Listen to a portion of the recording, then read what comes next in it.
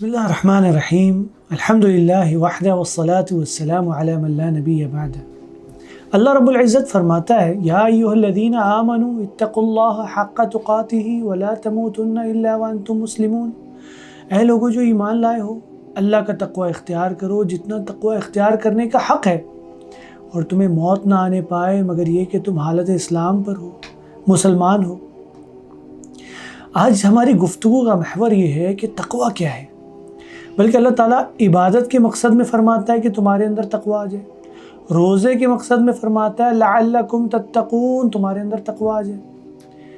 تقوی کی مختلف تعریفات ہیں، لیکن اس کو ہم سمجھتے ہیں کہ عمر رضی اللہ تعالیٰ عنہ ابی بن کعب سے پوچھتے ہیں کہ اگر ایک خاردار جھاڑیاں ہوں ایک رستے میں اور تم نے گزرنا ہے تو کیسے تم گزرو گے؟ تو انہوں نے بتایا کہ میں اپنے دامن کو بچا کے گزروں گا۔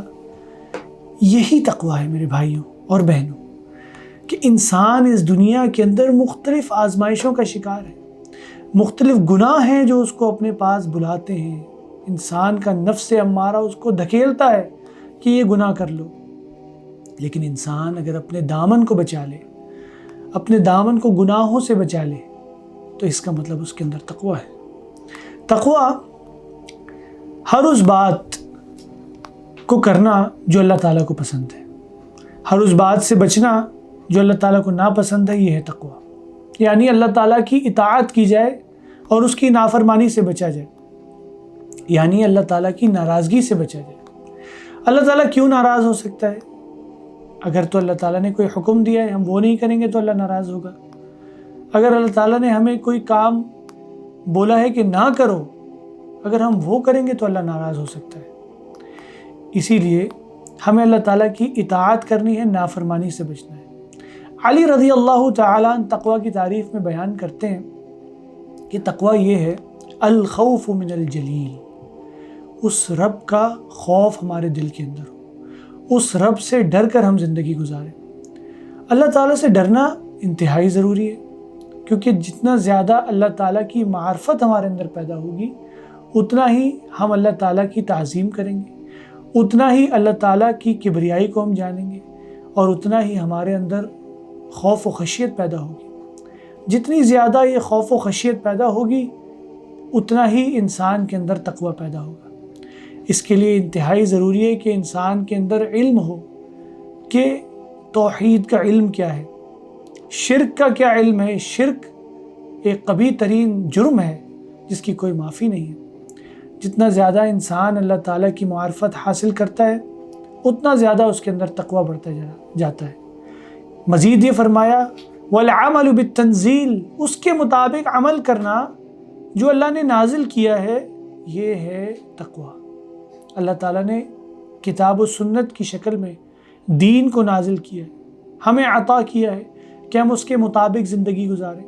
ہمیں دیکھنا چاہیے کہ کتنا ہمارا وقت اس دین کو سیکھنے میں لگتا ہے، کتنا ہمارا وقت اس دین پر چلنے اور عمل پیرا ہونے میں لگتا ہے۔ اگر تو ہے الحمدللہ، اس کا مطلب ہمارے اندر تقوی ہے۔ اسی طرح سے فرماتے ہیں وَالرِّضَاءُ بِالْقَلِيلِ، جو تھوڑا تمہارے پاس ہے اس پر راضی ہو جانا۔ وہ تھوڑا کتنا ہے، اس کی مثال دے کے ہم سمجھتے ہیں کہ اگر پرانے زمانے کا کوئی بادشاہ ہو، ہم فرعون کی مثال لیتے ہیں۔ فرعون کو اگر گرمی لگتی ہوگی تو کیا کرتا ہوگا؟ ایک آدمی کو کھڑا کرتا ہوگا کہ مجھے پنکھا جھل دو، 2 آدمی کو کھڑا کر دے، 50 آدمیوں کو کھڑا کر دے، کیا وہ اے سی کی ہوا لے سکتا ہے؟ نہیں لے سکتا نا۔ آج ہم اس دور میں بٹن دباتے ہیں، وہ اے سی جو ہے ہمارا مطیع اور فرما بردار ہے، چلتا رہے گا جب تک آپ اسے بند نہ کریں۔ وہ پنکھا ہے جس کو ہم چلا دیں، وہ ہمارا مطیع اور فرما بردار ہے جب تک ہم اسے بند نہ کریں، اور ہم وہ ٹھنڈی ہوائیں جو ہیں وہ لیتے رہتے ہیں۔ لیکن وہ فرعون جو اپنے آپ کو سب سے بڑا بادشاہ کہلانے والا، اس کے پاس یہ فیسلٹیز موجود نہیں ہیں۔ دوسری مثال لیتے ہیں، آج اگر ہمیں کوئی کہے کہ جی فرعون کو اگر بریانی کھانی ہوتی ہوگی تو وہ کیا کرتا ہوگا؟ اپنے خانسامہ کو کہتا ہوگا کہ بھائی مٹن بریانی بنا دو۔ وہ مٹن بریانی کتنا ٹائم لیتی ہے؟ ہم جانتے ہیں آدھا گھنٹہ یا اس سے تھوڑا زیادہ۔ لیکن آج ہم اس دور میں ہم ایک فون کرتے ہیں کسی ڈیلیوری والے کو، وہ ہمارے دروازے پہ ہر قسم کی بریانی جو ہم طلب کریں وہ چھوڑ جاتا ہے۔ تو اس بادشاہ سے تو بہتر ہم زندگی گزار رہے ہیں، اور ہم کہتے ہیں کہ ہمارے حالات ٹھیک نہیں ہیں، ہمارے پاس کچھ نہیں ہے۔ ہمیں اپنے زاویوں کو بدلنے کی ضرورت ہے۔ ہمیں یہ دیکھنے کی ضرورت ہے کہ اللہ تعالیٰ نے ہمیں کیا کیا نعمتیں دی ہیں، بلکہ اللہ تعالیٰ کا یہ دعویٰ ہے وَإِن تَعُدُّوا نِعْمَةَ اللَّهِ لَا تُحْصُوهَا، کہ اگر تم اس کی نعمتوں کو شمار کرنا چاہو تو شمار نہیں کر سکتے۔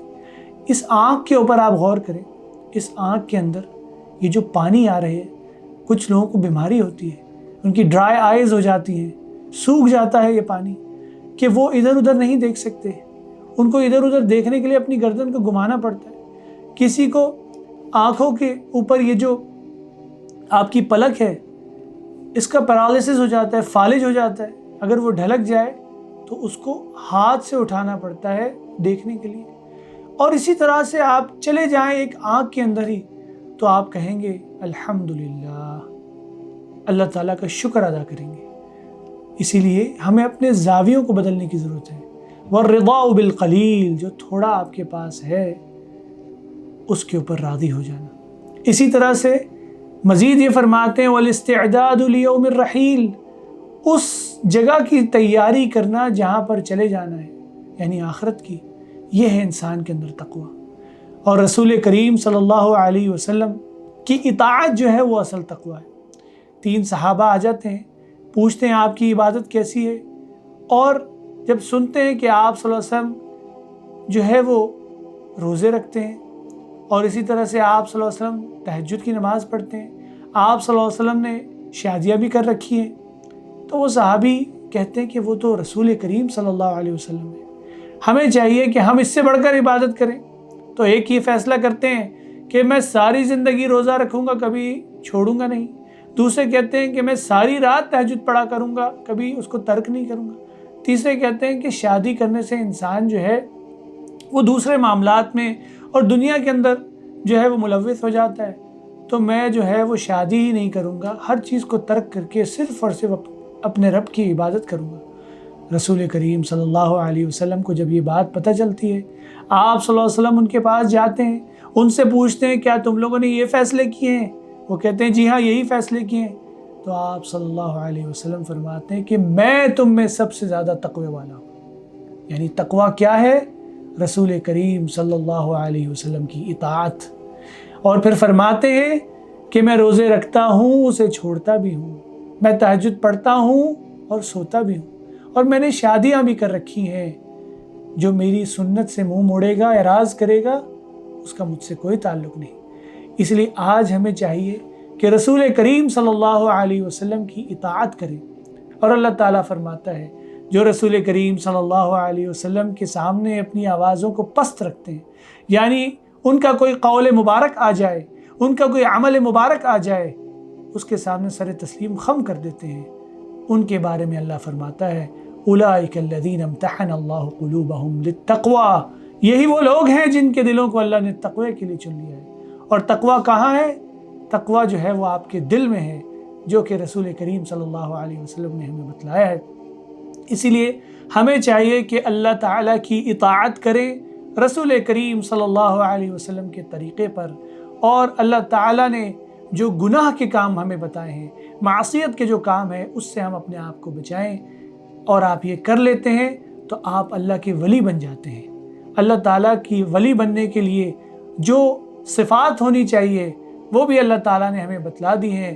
الا ان اولیاء اللہ لا خوف علیہم ولا هم یحزنون، جو اللہ کے ولی ہیں نہ انہیں کوئی خوف ہوتا ہے، نہ ہی وہ کسی غم سے دوچار ہوتے ہیں۔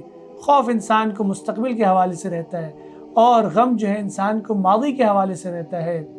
الذین آمنوا وکانوا یتقون، ولی اللہ کی صفت یہ ہے کہ ان کا ایمان، ان کا صحیح اور سچا عقیدہ ہوتا ہے، اللہ تعالیٰ کے ساتھ تعلق ہوتا ہے، اور ان کے اندر تقوی کی روش ہوتی ہے، اللہ تعالیٰ کی اطاعت ہوتی ہے۔ اللہ تعالیٰ سے دعا ہے کہ اللہ تعالیٰ ہمارے اندر تقوی پیدا کر دے، حق تقاتہ، جو کہ تقوی کا حق ہے۔ اللہ تعالیٰ ہمیں اور ہمارے زاویوں کو درست فرما دے۔ بارک اللہ فیکم، والسلام علیکم ورحمۃ اللہ وبرکاتہ۔